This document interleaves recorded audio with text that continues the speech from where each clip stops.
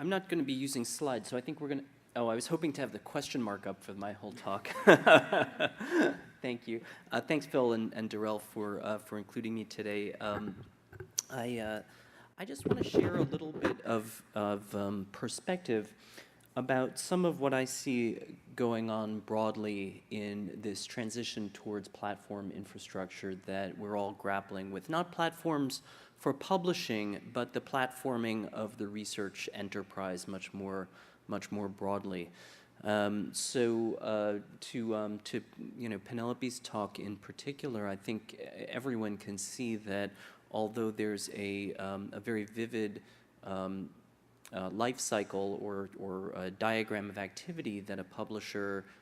can bring to bear from, including peer review and other functions. In fact, it's the scholarly research enterprise more broadly that's crying out for platforms. And we're seeing all sorts of efforts now to bring value into the research laboratory, into the clinical process that are reaching back well before what any of us would have thought about as being a publisher's responsibility, maybe even just 5 or 10 years ago. And some of the things that those platforms are taking on for us and providing for the scholar is everything from data management. So every publisher has been thinking about data in terms of the published data, and many librarians have been thinking about data management as well. But there's a lot of interest, growing amount of interest in entering into the research laboratory, gathering up, helping scientists to manage the data that are being thrown off of all their various instruments, helping them think about funding their research process. At the Humanities and Social Sciences panel a little while ago, you all saw that graph, that vivid graph of all the great resources that not just those 2 U.S. federal funding agencies are putting into the sciences, but many others are as well. And so there's a whole lot of effort to think about how to use platforms to manage the entire scientific research enterprise. Now, as the logic of this is starting to play itself out, and scientists are adopting various tools in droves to help them with current awareness, to help them with data management, to help them with health and safety issues, to help them with writing, to help them with the entire process of the work that they do, analysis. The logic of this is starting to play itself out, that any individual scholar is ultimately looking not for 20 or 30 or 50 tools, but for a relatively seamless experience. And so what we're starting to see develop in relatively early stages are visions of what a sort of PI's dashboard might look like, from which one could begin to really look at the entire research process, the various parts of different projects that are in various stages, and to really think about how to organize and manage a laboratory, for example. And so as the functional needs of scientists are pushing more and more towards productivity and more towards seamlessness, we're seeing some really interesting portfolios, end-to-end research lifecycle portfolios begin to emerge. And I'm sure I don't have to tell many of you that two of the most important ones, two of the most fully featured ones that have been developed thus far are from the publishing organizations RELX and Holtzbrinck. And I decided to intentionally say RELX rather than Elsevier and Holtzbrinck rather than digital science, because I think it's really important to kind of step back from some of the particularities of exactly who owns which pieces of what, and to recognize that both Holtzbrinck and RELX own both a major scientific publisher as well as a majority ownership of one of these major portfolios. And so what each of these are doing, and others are too, and there's a vibrant startup environment as well, are building what are turning into end-to-end portfolios that indeed can be operationalized in a variety of strategic ways, both on the sales side.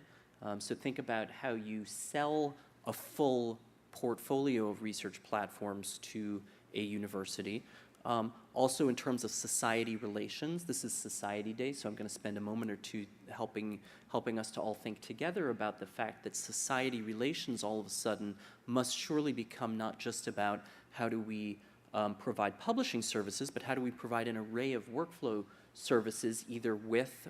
or potentially in competition with our society partners from the perspective of those firms. So I think those are some of the questions that are really interesting to work through. When Penelope shared the information about the preprint initiative that a number of chemistry societies spearheaded by ACS have put into place, I couldn't help but be reminded that Elsevier recently announced that SSRN, its preprint, one of its preprint brands, is making a major initiative in the field of chemistry. So there are some very interesting things playing themselves out. We have a sort of community model that a society is asserting as a community model. We have a scientific publisher that's actually has more preprints than claims to have more preprints than the community model. There's some really, really interesting dynamics emerging here where this life cycle is not just this research enterprise and how we support this research enterprise is starting to become a really interesting competitive space, not just between Holtzbrink and RELX, but in fact also with the societies and how the community needs fit together. Now from a university perspective, all of this is coming to play itself out with one very simple question. Should a university whose research library typically has had some difficult lived experience with the outsourcing of scientific publishing to many of the institutions represented here, would perceive themselves to have had a very difficult experience outsourcing scientific publishing, must necessarily be asking themselves, do we want to be outsourcing more of the core scientific research infrastructure, not just the publishing bits of that life cycle, but also reaching back into the laboratories? Do we want not just the publishing platforms to be provided by the STM community, but indeed, does the university want other stages of the research life cycle to be ultimately controlled or influenced or provided by the publishing community? Now, of course, this isn't just a simple yes or no question. It all matters in the details. Under what terms should this happen? Through what kind of parts of the university can this happen or should this happen? But these kinds of questions are the ones that some of the more forward-leaning universities are starting to try to sort their way through. So I just want to close with one more thought about how this set of strategic dilemmas may connect with the society community, which is that at the CIO panel this morning, I was really interested in the bit of discussion that really emphasized the strong relationships that societies have or can have with the scholars in their fields. And I think it's really interesting to think about that as a strategic asset in this particular conversation, right? So to the extent that a chemist or an electrical engineer or a civil engineer or a mathematician or any of the other fields that are represented by the societies here today, to the extent that those scholars will want to use research platforms that are either provided by or endorsed by their scholarly society,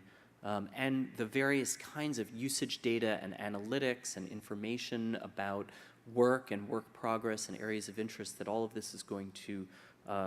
facilitate, that could be a real strategic asset for societies that might be able to serve as a counterweight to some of, or a maybe counterweight isn't quite the right word even, serve as another source of strength in the context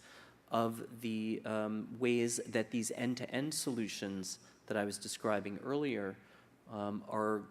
increasingly going to be sold through the vice president of research, the vice provost of research, or the CIO of the university at a university-wide level, and therefore with an effort to cut across the individual fields. So I think there's some incredibly important strategic questions before us today in thinking about the great benefits of platforming more and more of the research enterprise, the great benefits of driving greater and greater analytics, greater and greater prediction engines, artificial intelligence, the whole sort of soup to nuts opportunity here, but to think about how that affects societies and how that affects our universities. Thank you.